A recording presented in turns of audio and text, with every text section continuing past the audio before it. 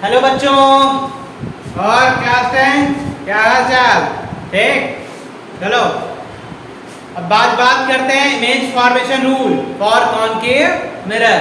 किसके लिए? Concave mirror के लिए। किस चीज का? इमेज फॉर्मेशन रूल का। चलो, और कैसा लग रहा है वेदर? ठीक लग रहा है? पढ़ाई लिखाई तो हो नहीं रही होगी कि हो रही है? पढ़ते रहो, समझे? चलो, इमेज फॉर्मेशन रूल। कौन सा रूल? Image formation rule. किसके लिए?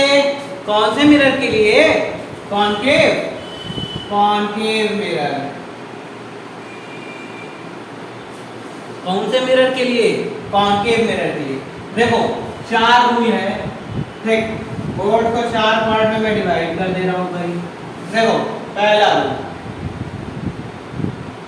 अरे पहला रूल देखो इधर। देखो, कल याद है क्लास में कि बोल होता था ये फोकस और ये सेंटर। पहला रूल क्या है?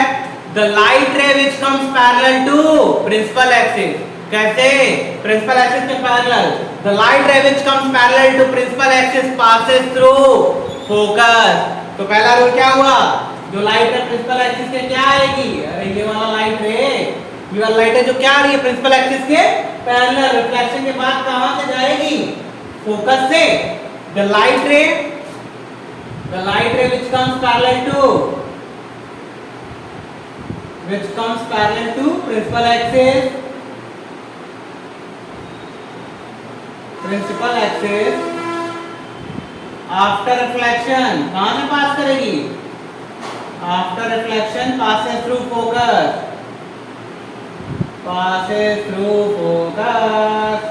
ठीक है, याद रहेगा? ठीक ना? तो जो लाइट है प्रिंसिपल एक्सिस के पैरेलल, रिफ्लेक्शन के बाद कहां से? फोकस से। सेकंड, देखो करो, बात कर रहे हो? हाँ, इधर देखो, पोल, फोकस, सेंटर, याद है? अब देखो, जो लाइट रे कहां से पास कर रही होगी? फोकस से। जो लाइट रे कहां से पास कर रही होगी? फोकस से। आफ्टर रिफ्लेक्शन प्रिंसिपल एक्सिस के क्या हो जाएगी? पैरेलल। चला नहीं चल रहा है।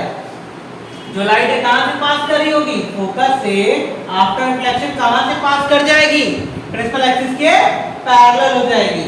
जो लाइट रे फोकस से पास करी आफ्टर रिफ्लेक्शन प्रिंसिपल एक्सिस के पैरेलल। द लाइट रे which passes through focus after reflection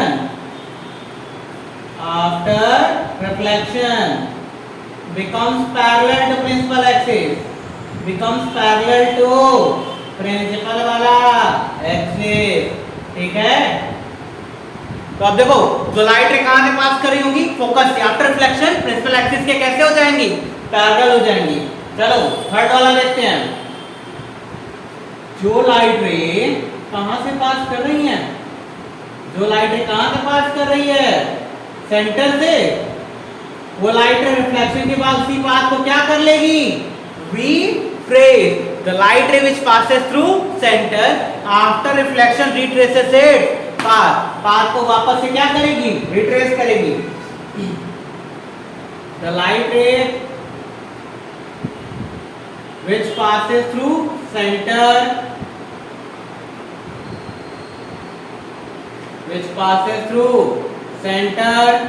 after reflection retraces its path। ठीक है, समझ में आया? ठीक, अब देखो लास्ट वाला क्या था? जो लाइट रे कहां पे फॉल कर रही है? पोल पे। ठीक है, जो लाइट रे पोल पे क्या गिरेगी? जो लाइट रे पोल पे फॉल करेगी वो उसी एंगल से क्या कर जाएगी? रिफ्लेक्ट। यानी angle of incidence equals to क्या होगा? Angle of reflection. The light ray which falls on pole pole, जो लाइट है कहां पे गिर रही है, पोल पे, वो क्या होगी, angle of incidence equal to angle of, उनके लिए क्या हो जाएगा, रिफ्लेक्शन इक्वल होगा। समझ में आया? देखो ये पूरा का पूरा कहानी है, ठीक है। पहला, जो लाइट है प्रिंसिपल एक्सिस के पैरेलल आएगी, आफ्टर रिफ्लेक्शन कहां से पास कर रही होगी, फोकस से। दूसरा, the light ray which coming from focus after reflection becomes parallel to principal axis. Third, the light ray which passes through center after reflection retraces its path. And fourth one, the light ray which falls on pole, it bounce back at same angle. That means angle I equals to angle R. ठीक है, तो ये क्या हो गए आपके चार rules हो गए इमेज फॉर्मेशन के, ठीक है। अब बात करते हैं image formation through concave mirror. पहला केस बात करते हैं, ठीक है, रेस कर देना, कर देते हैं। देखो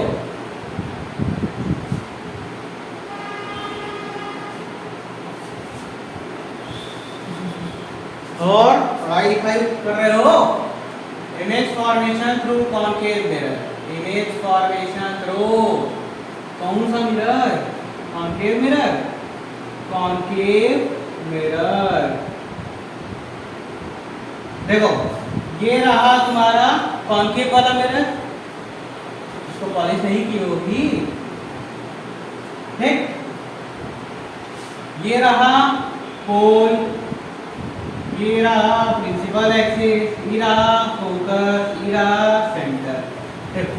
अब बोला है पहला वाला केस क्या है भाई, ऑब्जेक्ट को कहां रखा जाए, एट इंफिनिटी, ऑब्जेक्ट एट कहां, इंफिनिटी, ठीक है। ऑब्जेक्ट कहां रखा गया है, इनफाइनाइट पे, ठीक है। अब देखो ऑब्जेक्ट जब इनफाइनाइट पे रखा गया है तो अब ऑब्जेक्ट इनफाइनाइट रखा गया बहुत दूर, सेंटर से बहुत दूर, ठीक है।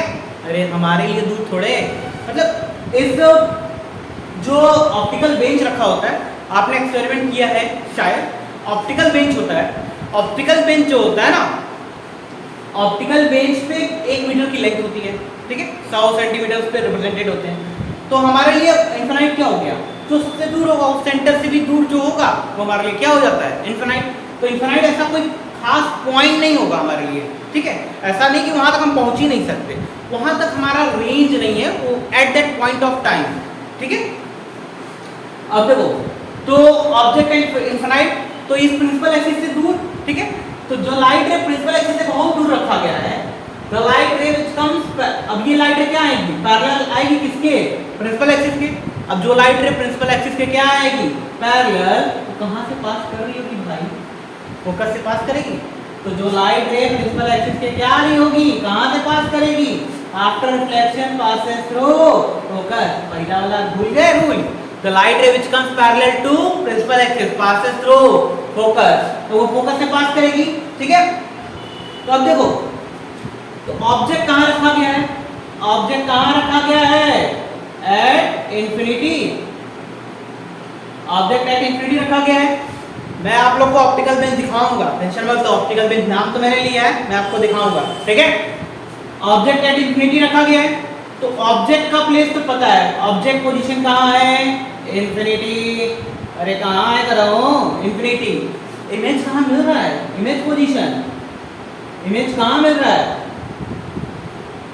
रियल इमेज क्या होता था, जहां पे लाइट रे आपकी क्या हो रही होती थी, convert, the point where light ray is converging, ठीक है। जहां पे लाइट रे क्या हो रही थी, कन्वर्ज हो रही थी, वो जो इमेज मिलता था उसको क्या कहते थे हम लोग, रियल इमेज।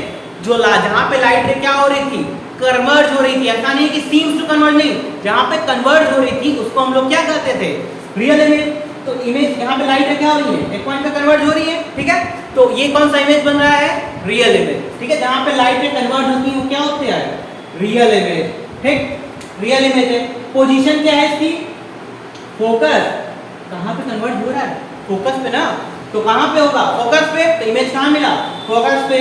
कैसा है, रियल की वर्चुअल, अभी बात हुआ तो रियल, ठीक है। और इन्वर्टेड हुआ कि अब इसी की बात मैंने उस दिन कही थी कि प्रिंसिपल एक्सिस के नीचे बनेगा, तो रियल प्रिंसिपल एक्सिस के नीचे बनेगा तो रियल, और उसका नाम क्या होगा? इन्वर्टेड। क्या नाम होगा?